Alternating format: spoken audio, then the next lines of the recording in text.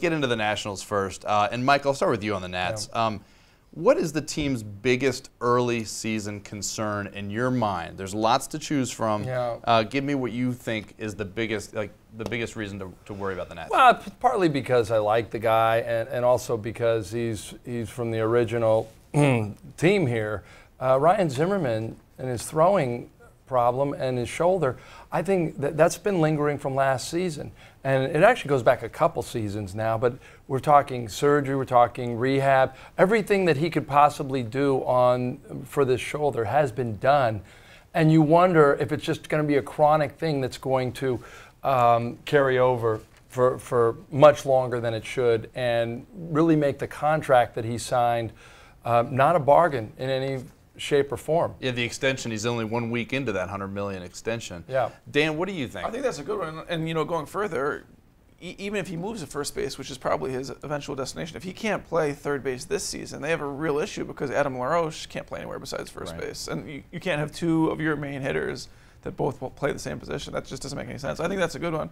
I think it's amazing how many legitimate choices there are for a team that's 4-2. I mean, they're 4-2. Everything should be fine. There's like so many storylines that could be troubling. Mine's going to be the Braves, which I talked about a couple weeks ago here. Yep. They just had the Nationals number so much last year, and going into this first series at home with the Braves kind of reeling from all these injuries, just like kind of win a series, you would have hoped. And going into that last game, obviously it's early April, but you don't want to get swept at home by the Braves. It almost felt like, not a must-win clearly, but it felt like a potential crucial game in the first week of April. So it's kind of bizarre, but I think that at some point this season, if they want to get back to first place, they're going to have to beat the Braves. It's not losing 2 out of 3 every time or getting swept like they did so many times last year.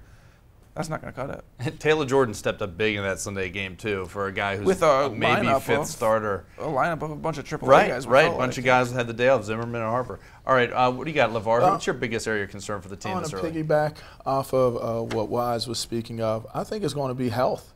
I think there have been some quick injuries that have taken place that you look at the lineup and it lends to you starting to think, are they going to be able to stay healthy with everything that they have going on? So Wilson Ramos right off the bat was a key. That's Doug Fister before the season even started. Yeah. It's just so to me, I think that when you look roster wise, what this team is capable of doing when everybody's healthy, I think they can do well. But it just seems like very quickly and very early you're seeing health concerns.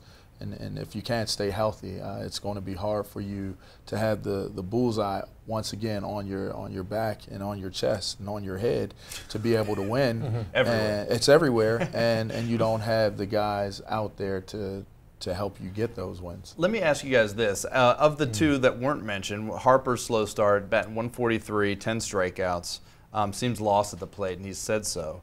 And Steven Strasburg, 0-1. He's had 2 starts. He's still striking people out, 16 strikeouts, but he's got a +6 ERA. Of those two, which one worries you the most, or would give you pause for concern? You can write both off to being early. I can't say, for the sake of saying it, that one of them concerns me. I believe it's early. Still too early for both. And I think that they're too gifted and too good. I mean, that first showing by Strasburg when he mowed down 10 guys. After he looked good against the Mets. Right. I can't sit there and say there's cause for concern. And then someone like Bryce Harper is going to find. He's too gifted an athlete to not find his way. So it's too early to sit there and feel like I'm concerned that one of them may not have the type of season they should have. Too early to Mike, or would you take one or the other? Only Strasburg, because I think, even though Adam Kilgore did a great story on him finding balance with a child and all the things that go along with his life now, I still think he internalizes a lot, and he pitches every 5 days. So this isn't a guy who's out there hacking at the ball like Bryce Harper and trying to find his rhythm at the plate. He's a guy who really. I'm sorry, I thought I was laughing at something else. And so here's a guy, in my mind, that if he has a bad start, he internalizes it for 4 or 5 days. And he didn't respond well to the Zimmerman error the other day. Yeah, that's why I actually disagree with Mike, because I thought Strasburg, the first start, there was the 1-3-run homer. There was a 3-run homer, I think. That kind of, that obviously slanted his ERA. And the second start, he had that inning, he kind of went off the rails a little bit because of that Zimmerman throwing error. But I think Harper, the thing that bugs me about him so far, and to the extent that it matters at all, Right. It's so weak into the season, and he's throwing his bat and throwing his helmet. He threw his helmet twice against the. Like, dude, just chill out a little bit. a I little mean, I hothead know there. that I know how great he wants to be, but I think it's too early in the season to be chucking things around. And you mentioned it. They're 4-2.